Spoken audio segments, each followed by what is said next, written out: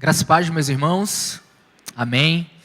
Louvado seja o nome do Senhor por tudo que Ele já falou conosco nesta manhã.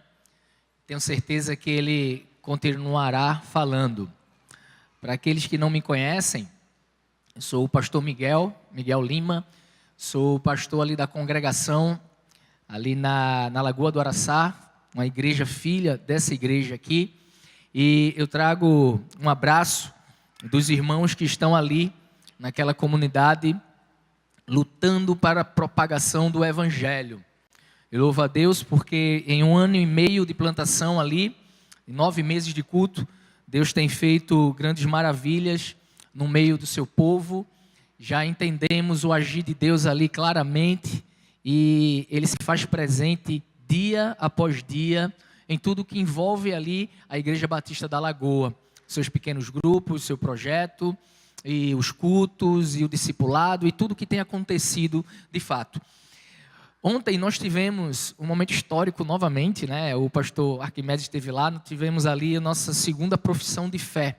Realizamos a primeira no mês de novembro, dia 25 de novembro, onde 4 irmãos professaram ali sua fé, perante os outros irmãos que estavam presentes, e se batizaram.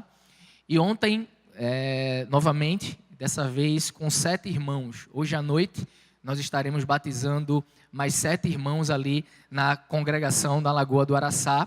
Isso é motivo de grande bênção, porque eles puderam compartilhar um pouco do que Deus tem feito na vida deles, e o agir de Deus é fantástico, é maravilhoso. A partir de hoje, nós ali seremos, pastor Alberto, 30 membros. Então, 30 irmãos que estão ali conosco na Igreja Batista da Lagoa, que são membros aqui da Igreja Emanuel. E louvo a Deus porque Deus tem agido de forma extraordinária. E se você um dia quiser conhecer, visitar a nossa igreja, é só falar comigo depois. Alguns irmãos já foram, tiveram essa oportunidade de conhecer a congregação que está acontecendo ali. Peço que os irmãos continuem orando, porque a batalha é muito grande, mas Deus tem nos dado vitória. Meus irmãos, só dizer o seguinte, que se você entrar no Google com o nome Igreja Batista da Lagoa, você vai encontrar e vai estar exatamente a indicação de como chegar até lá. O Waze também. A gente já está envolvido aí na tecnologia, tá? Já estamos ali. Meus irmãos, é motivo de grande alegria sempre quando Deus me dá a oportunidade de compartilhar com a igreja aquilo que Ele primeiramente colocou no meu coração. Durante essa semana, pensando e refletindo naquilo que Deus poderia trazer para a amada igreja, na segunda-feira, indo trabalhar, estou há alguns meses indo trabalhar de ônibus e metrô e aquela coisa toda, e faço algumas leituras no ônibus, e o Espírito Santo me direcionou a um tema específico, me direcionou a um texto do qual a gente vai com certeza remeter aqui ao tema que está sendo trabalhado na igreja durante alguns meses, que é crescer na vida com Deus. Eu gostaria que você abrisse sua Bíblia em Gênesis 1, capítulo 1, versículo 1. E você deixa a sua Bíblia aberta, que nesse primeiro momento de introdução à reflexão do qual Deus colocou no meu coração, a gente vai passear em alguns textos da Bíblia. Mas antes de lermos, eu queria fazer uma pergunta, da qual no final dessa reflexão a gente vai entender o que Deus está querendo falar conosco. E a pergunta é: o que nos difere do povo do mundo? Um cientista chamado Jean Paul, ele escreve dizendo que a primeira página do livro escrito por Moisés, ela tem mais peso científico do que todos os livros já escritos no mundo. Podemos ver nos 31 versículos do primeiro capítulo uma coisa extraordinária, Deus criando tudo. E vemos, de fato, de que, por exemplo, no primeiro verso, a gente consegue enxergar e entender que Deus é um Deus eterno. Foi um Deus que existia antes do princípio de todas as coisas. Que o nosso Deus é um Deus único, que o nosso Deus é um Deus poderoso, que o nosso Deus é um Deus que criou tudo do nada.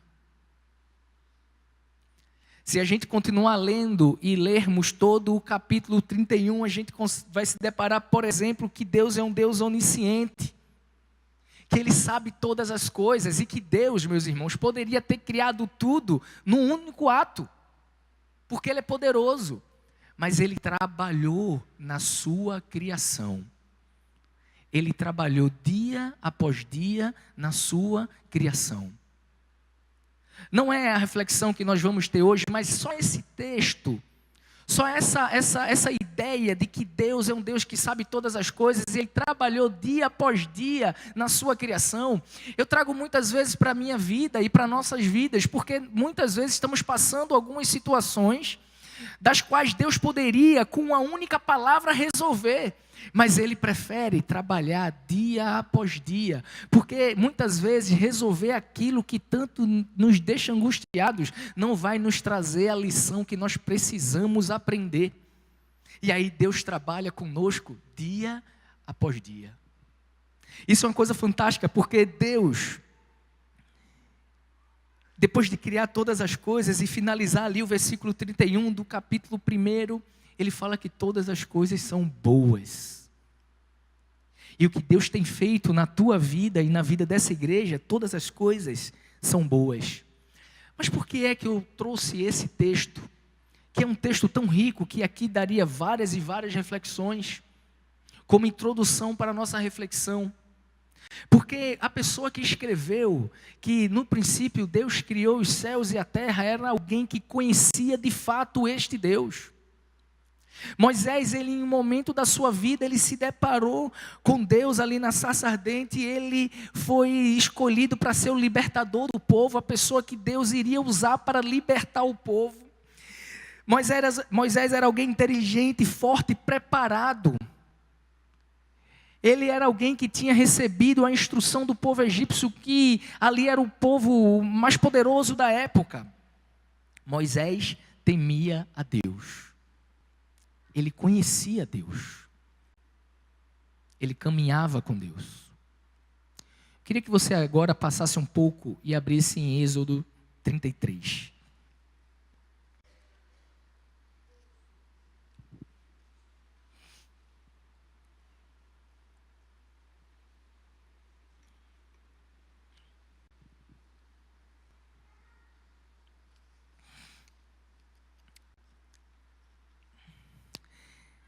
Êxodo 33 é um texto bem impactante para mim, que foi o texto que essa semana Deus colocou no meu coração. 33, vamos ler primeiro do 1 ao 3, que diz assim: Depois ordenou o Senhor a Moisés: saia deste lugar com o povo que você tirou do Egito, e vá para a terra que prometi com juramento a Abraão, a Isaque e a Jacó, dizendo: eu a darei a seus descendentes. Mandarei à sua frente um anjo e expulsarei os cananeus, os amorreus, os hititas, os ferezeus, os heveus e os jebuseus. Vão para a terra onde manam leite e mel. Mas eu não irei com vocês, porque vocês são um povo obstinado e eu poderia destruí-lo no caminho. Entender o contexto do porquê Deus abandonou seu povo é bem interessante. Capítulos antes, Moisés estava na presença do Senhor e o Senhor deu várias instruções para o povo. E uma das instruções foi que eles não tivessem nenhum Deus à frente deles, porque o único Deus era o Deus que tinha libertado aquele povo do Egito. E Moisés desceu e fez com que o povo prometesse, o povo prometeu que não iria fazer essas coisas. Logo em seguida, Moisés vai ao encontro do Senhor novamente, e ali ele demora. E aí a gente conhece a história, porque no capítulo 32, um capítulo antes, o povo fica angustiado, fica agoniado, e aí o povo pede para o líder construir um Deus. Olha, a gente quer um Deus perante a gente, porque esse Moisés, pode ser que ele não esteja mais vivo. E aí a gente conhece a história do bezerro de ouro. E aí é interessante, meus irmãos, porque quando o bezerro de ouro foi feito, foi um momento que Deus estava tendo um diálogo com Moisés, e aí Deus para e diz assim: olha, volta lá, porque o teu povo se desviou. Volta lá, porque teu povo se desviou. E aí Moisés volta e tem uma grande morte, e o povo se arrepende, e aí em seguida Deus fala isso: olha, vocês podem sair daqui, vocês podem ir para a terra que eu prometi, mas eu não vou com vocês, porque vocês são maus, e pode ser que caminhando com vocês eu venha a destruí-los. E meus irmãos, é interessante porque Deus, Ele está decepcionado com o povo. Observe comigo no versículo 1 que começa assim: depois ordenou o Senhor a Moisés: saia deste lugar com o povo que você tirou do Egito. O Deus está decepcionado com o povo. Ele não considera mais aquele povo como seu povo. Ele não considera mais aquela atitude que ele teve. Se você voltar em Êxodo 3, a partir do versículo 8, você vai ver que Deus, ele aparece para Moisés. Ele fala assim: olha, eu ouvi o clamor do povo e desci para libertar o povo do Egito. Foi Deus que libertou o povo. E ele chega aqui e diz assim: olha, saiam daqui com esse povo que você tirou. A decepção de Deus é muito grande, mas mesmo assim Ele continua fiel. Porque em seguida Ele diz assim: ó, saia deste lugar com o povo que você tirou do Egito e vá para a terra que eu prometi como juramento. Deus, Ele prometeu a terra ao povo e Ele não iria negar esse juramento. Ele não iria voltar atrás. Porém, Deus não estaria com eles. O povo não iria crescer com a presença de Deus. O povo poderia até chegar onde queria chegar, mas Deus não estaria com o povo. Esse momento é espetacular, meus irmãos, e aí eu queria que você fosse comigo para o versículo 15. Porque no versículo 15 a gente vê um homem que conhece de fato o Senhor, um homem que sabia do poder de Deus, um homem que escreveu o livro do princípio, que é o Gênesis, dizendo que esse Deus foi o Deus que criou os céus e a terra. E aí ele chega para Deus e diz assim no versículo 15: então Moisés declarou: se não fores conosco, não nos envie. A gente tem que prestar atenção no que Moisés está falando para Deus. Olha, eu estava no lugar, o Senhor me convocou para tirar esse povo junto com o Senhor da opressão do Egito, e a gente fez isso. Isso aconteceu e milagres aconteceram, a abertura do Mar Vermelho, Deus mandava o maná, Deus fazia tudo. E aí chegou um determinado momento que Deus diz assim: olha, o povo é mau, eu não quero caminhar com esse povo, vão só. E aí Moisés para e diz assim: não nos envie daqui, não nos faça subir daqui, se o Senhor não estiver conosco. E aí, meus irmãos, quantos de nós temos subido, temos caminhado, temos prosseguido sem a presença de Deus? Quantos de nós temos tomado a atitude de entendermos qual o caminho que Deus quer para a nossa vida e tomado um caminho contrário? Quantos de nós sabemos aquilo que nos afasta de Deus, aquilo que quebra a nossa comunhão com Deus, e mesmo assim não abrimos mão disso, preferimos viver nessa vida afastados do Senhor, caminhando sozinhos? E aí, se estamos caminhando sozinhos, como crescer na vida com Deus? Como crescer na vida, principalmente no mundo do qual nós estamos inseridos, sem a presença do Senhor? Moisés, ele não se permitiu sair com aquele povo para um lugar que era uma bênção, para uma terra que jorrava leite e mel, para uma terra prometida, mas ele sabia que não poderia sair daquele lugar sem Deus estar com ele. Interessante que Deus nos convoca para que nós possamos entender onde estamos, entender onde Ele quer que nós cheguemos, mas que nesse caminho, que a gente reconheça que precisamos estar com o Senhor. Meus irmãos, no versículo 16, ele fala: como se saberá que eu e o teu povo podemos contar com teu favor, se não nos acompanhares? Como eu e o povo saberemos que contaremos com teu favor? Quando eu li esse texto e comecei a refletir no momento que nós vivemos da nossa geração, do mundo do qual nós estamos inseridos, meus irmãos, a presença de Deus nas nossas vidas é o que fará a diferença para nós não sermos consumidos.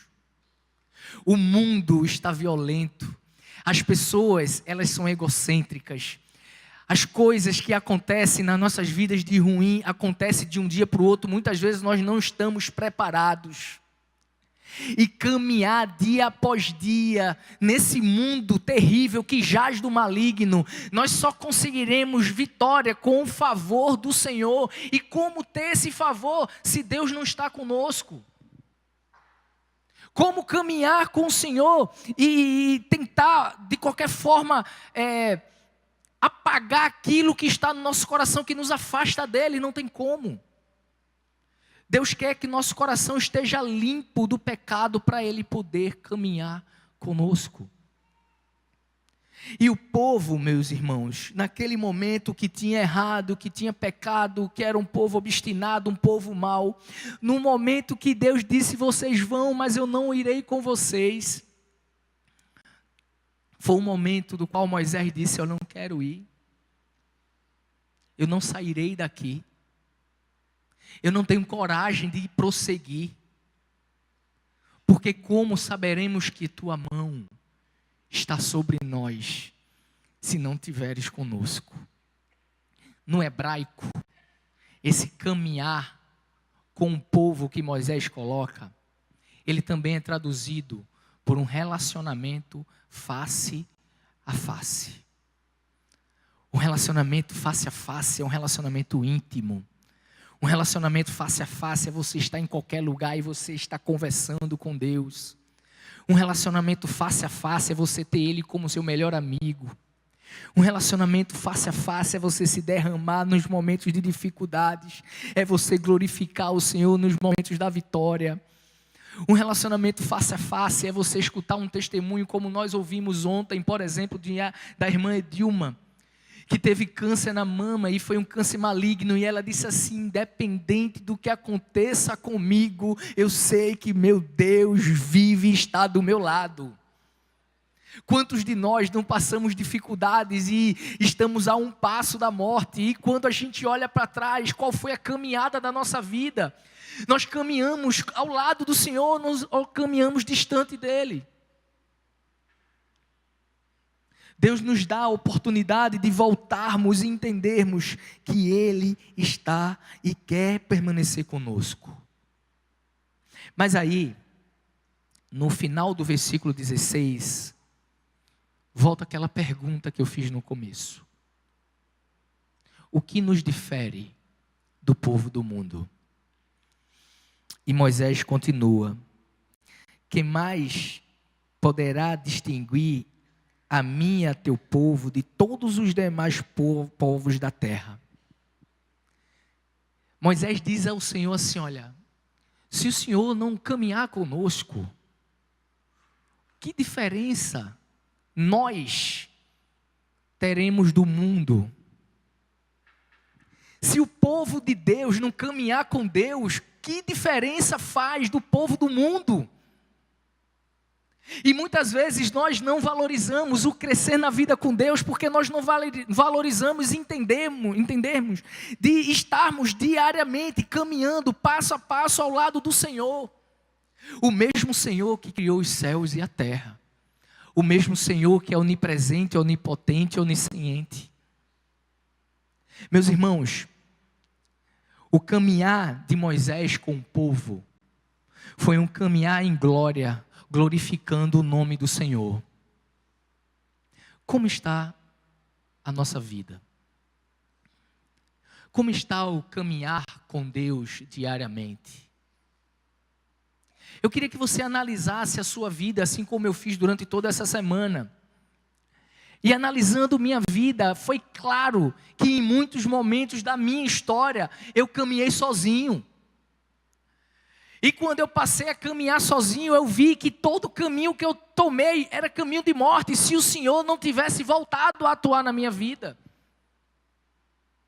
Porque o que mais o inimigo quer, meus irmãos, é que o povo de Deus não caminhe com Deus. O que mais que o mundo quer é que a gente se molde ao padrão deste próprio mundo, porque nos moldando ao padrão deste mundo, nós não estaremos caminhando com Deus. E se nós não caminharmos com Deus, que diferença faz do nosso povo para o povo do mundo? Colocar a Bíblia embaixo do braço, vir ao culto todo domingo, dar nossos dízimos e nossas ofertas, entregar sopa no semáforo? Eu conheço religiões que estão bem distantes do Senhor, que também têm seu livro embaixo do braço, que também vão às suas reuniões periodicamente, que também dão suas ofertas, que também entregam sopão. Mas a diferença é que esse povo, o povo chamado povo de Deus, caminha com esse Deus. Eu queria que vocês, meus irmãos, entendessem que não temos como caminhar com Deus sem glorificar o seu nome. Não temos como caminhar ao lado do Senhor sem sermos direcionados pelo seu amor. Não temos como caminhar com Deus sem Ele estar moldando e preparando a nossa história. A nossa história tem que estar nas mãos do Senhor, porque só Ele sabe qual é o plano perfeito que Ele tem para cada um de nós. Não tentem, de maneira nenhuma, caminhar neste mundo sozinho. Você pode até vislumbrar um lugar muito lindo que você pode chegar com as suas forças, com o seu conhecimento, com suas questões financeiras. Você pode olhar e vislumbrar que aquilo ali é um lugar bom e que você pode chegar. Mas se você estiver distante de Deus, faça como Moisés. Não saia desse lugar sem o Senhor. Eu queria que a igreja ficasse de pé, eu queria convidar a equipe de louvor. Nós vamos cantar uma canção que ela toca muito ao meu coração e fala muito desse caminhar e desse crescer ao lado com o Senhor. Eu queria que você refletisse na letra dessa música e do que Deus falou ao teu coração e analise a sua vida. Será que nós estamos glorificando ao Senhor? Será que nós estamos exaltando ao Senhor? Será que nós estamos fazendo a sua vontade? Será que do momento que nós acordamos até o momento que nós vamos dormir, nós estamos caminhando com o Senhor, porque Ele está conosco? E o mais lindo de tudo, meus irmãos, é que aquela promessa feita lá atrás, porque depois que Moisés suplicou isso ao Senhor, Deus disse: tudo bem, eu vou com vocês. Eu estarei com vocês. E Deus passou a caminhar com o povo dia após dia. E se você depois ler o último capítulo de Mateus, no seu último versículo, ele vai dizer ali, Jesus Cristo falando para o seu povo: eis que estarei convosco todos os dias, até a consumação dos séculos. Aquela promessa feita por Deus lá atrás, ainda no Egito, no deserto, depois de sair do Egito.